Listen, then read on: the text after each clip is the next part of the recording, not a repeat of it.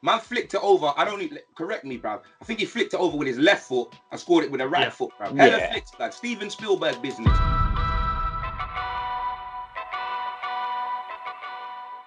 What's happening, lads? I hope you're all very well. I am so excited to talk about the brilliance of Paul Gascoigne. We've just seen him destroy Scotland, and I want to know from you, is he England's greatest ever midfielder? Well, look, you know, I'm in that fortunate position for once where probably most of you, like in 1990, weren't even a thought in your dad's head, let alone on this planet. So with Gascoigne, I think with Gascoigne that he is an enigma, and he is definitely England's greatest ever talent, because he not only fought an opposition on the pitch, he fought an opposition off the pitch, whether it's drink or demons. I feel that he's a bit like Usain Bolt running the 100 metres with his Tesco shopping. He was always carrying baggage. So he was magnificent in Italia 90. I remember that as a young lad. He was Euro 96. I felt he was a sort of, you know, during Euro 96, he was a little bit off the pace a bit and proved people wrong. Massive injury problem after the 91 FA Cup. Superb free kick in the semi-final against Arsenal, which Arsenal fans will never forget. I just think, unfortunately, he could have been one of the world's best, but he's definitely England's best ever midfielder. You see, when I watch Gazza, bro, it's a thing where he could take corners, he could take free kicks, he can dribble, bruv. Like, the man, he's a total package, like Lex Luger, fam. You know them way there. That's the way I see it is. And he does it all, and you know what he does off the field, innit? You get me, fam? I call him Pele on pints, fam. Pele on pints, fam. That's what it is. Trust me, it don't matter how many beers he sinks. When he gets on that field, bruv, trust me, training cones, bruv. It don't matter. Training cones. He's always been one of my favourite players, you know what I'm saying? British Gascoigne, fam. You know them way there. My G, you know. Definitely one of the best England midfielders, 100%. We all want players who excite us. We all want players who do things that are memorable. We all want iconic things, especially from international football, because that's what you want, really. Because when you've got all the kind of club biases kind of kicking in, you want someone who's going to unite everyone together in the way that Maradona did for Argentina. Gazza was kind of our flawed genius as well. And that's what I love about a player like Gazza. You want that kind of, you just want those moments to go, just blow your mind, basically. And that's what Gazza could do. And you can't really think of many England footballers that have that same just mesmeric effect and that kind of make you dream in that same way. You want a bit of romance in football. And that's what Gazza was. He was crazy and a bit weird, but kind of summed up England in general, really, I guess. He kind of like a mirror to us. Like loads of brilliance, but also maybe a lot of baggage. But in general, this is why I love Gazza. I mean, he was a flawed genius, but they're the best kind of geniuses. Look at the goal against Scotland, fam, yeah? He's a number 8, bruv. Who's doing that? It's like man's got a winger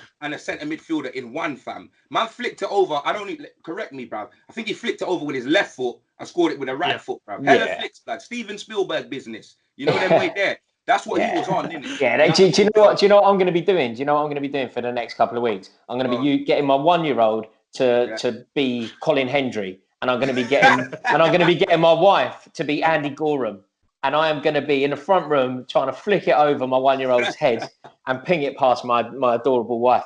You know, England have had some incredible midfielders: Steven Gerrard, Frank Lampard, loads and loads of really good players. But I don't think anybody has had the natural ability of Paul Gascoigne, like the way that he could take on a man. And do you know what else is really revealing? When you listen to other players, like gifted players. I heard Paul Merson talking about him, and he was just like, all you really had to do is just give it to Gazza. Like that became a thing. It was just like, give it to Gazza. And no matter what situation you were in, he always wanted the ball. Did brilliant in Italy, went to Glasgow Rangers, put them on a map. And I don't think we've had a player like him. And I'd go one further. I'm not sure we'll have a player like him again. I think you're right, Rory. I think what you've got with Gascoigne, and Stephen picked on it as well, is this pride. Like, you know, you look at George Best, but you look at Pele, you look at Zidane, you look at these players, and you think, can England produce a player like that? And for a few years, we had a player that when he had the ball, we had pride. None of this, Scholes is better than Xavi or Gerrard's better than Zidane, and we know it's not true. With Gascoigne, you knew on his day he could be the best player in the world, and he was an enigma as well. Like Alex Higgins at snooker.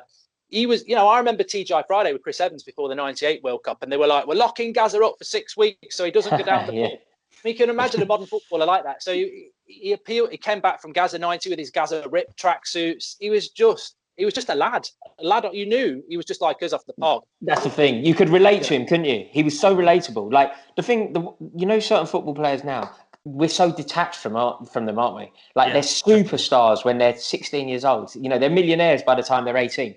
Whereas with Gazza, you kind of look at Gazza and you're like, Gazza's me. I'm Gazza. He's just better at football than me. He's better at football than I am. But if I was as good at football as he was, I'd be him.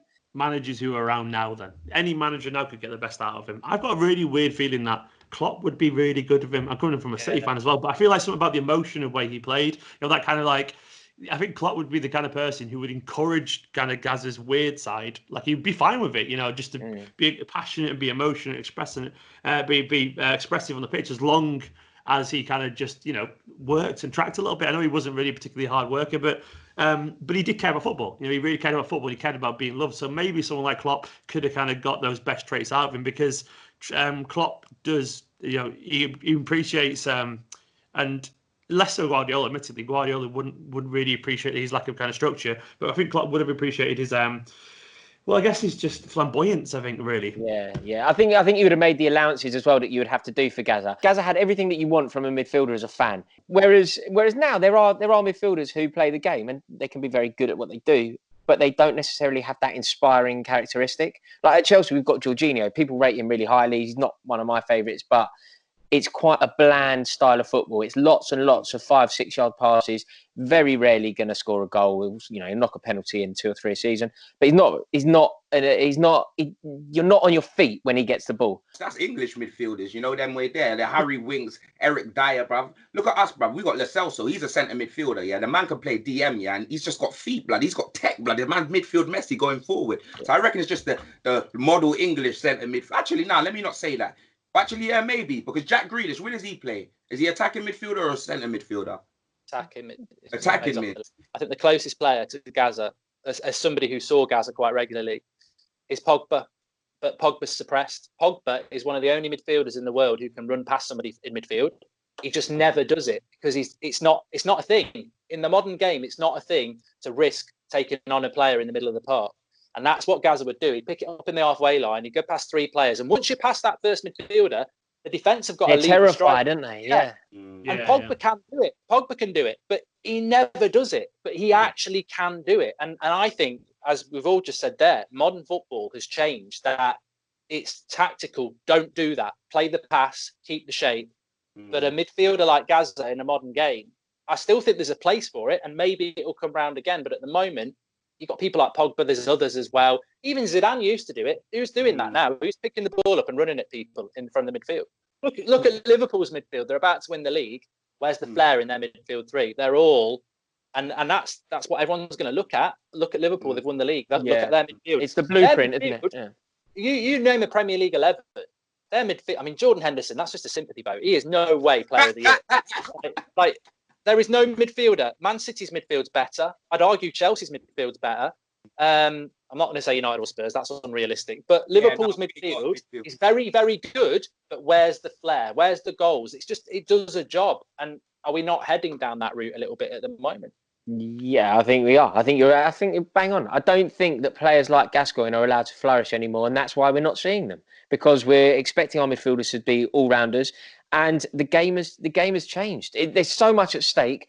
It's so finely balanced, and everybody's so cautious. This Gazza's position maybe not exist anymore, because now you've got the two, you've got he was just attacking midfield, defensive midfield, and now you've got 3/8 or whatever they call. We got someone like De Bruyne who does a bit of everything going forward and defensively. Whereas someone like with Gazza's ability now, he's probably just put out wide, kind of. It's like the way you see even Grealish is pushed out wide every now and then as well. So you just put him basically as a wide attacker. Yeah, well, do you know what? Joe Cole, particularly when he was a kid at West Ham, was the guy. He was the person that everyone was talking about. He was the one that people were aware of, this guy from when he was about 14 years old. Yeah. We were watching him score goals, dribble past people. He had all of that. Yeah. But even when it came to, he was the closest thing to Gazza that we've produced. But even when it came to where he played, he won more than Gazza. He's a more successful footballer. But he ended up playing on the wing for Chelsea. He didn't really have a position. Whereas I think if Joe Cole was a decade or so earlier, he would have been a linchpin of a midfield because he's good. Really? I don't think just Joe Cole. I think Cyril Cole belongs in the same sentence as Gazza. I don't think Joe Cole's anywhere near Gascoigne at all. I mean, Gascoigne at full had pace as a dribbler. He had a power, Like, you couldn't knock Gazza off the ball. I don't know how tall he was, but when he was in full flow, he actually had power. He'd barge his way through. Like, for his position, like, bro, like I said it already, innit? He can dribble, he can shoot, he can take free kicks, he can use both feet. You know what I mean? Like, England have not had sorts like that, blood. England have not had sorts like that in years, fam.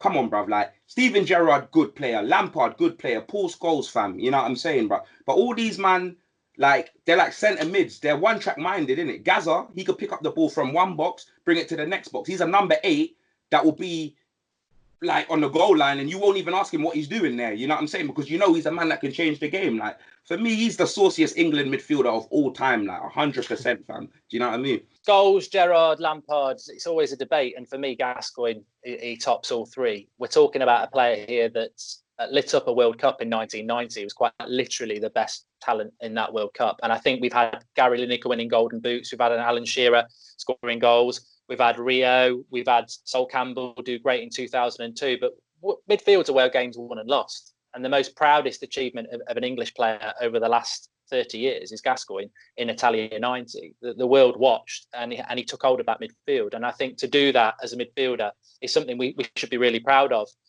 We're starting to get to the point where, you know, a lot of people, it's pre-Premier League era, so it's almost like, who was he? But I tell you what, he was a fantastic talent, and without doubt, in my lifetime, I've not seen an England player anywhere with the talent of Gascoigne, so he gets my vote as the best ever midfielder. For me, basically, Gazza is probably definitely the most talented. Obviously, maybe he's not achieved as much as some people individually in terms of the game. The likes of, like, you know, Lampard, Gerrard, and all that, they kind of won more. And even, like, I can't believe no one's really mentioned, it's coming from a City fan, Bobby Charlton yet. You know, this guy's literally lifted a World Cup and probably one of the greatest to ever play the game. But in terms of most talented, it's Gazza excites you. Gazza's the kind of person why you watch football. He's the kind of person who'll have kids running around, you recreating the goals in the garden, as Rory said earlier in this episode. He's the kind of person that you want to watch football for, because that's what football's kind of really about, to be honest. There is a lot of detachment for players these days, and when you see someone like Gazza, you kind of wish he was around now, and you don't really tend to wish that from many players who've gone. You want people like Gazza to be around constantly,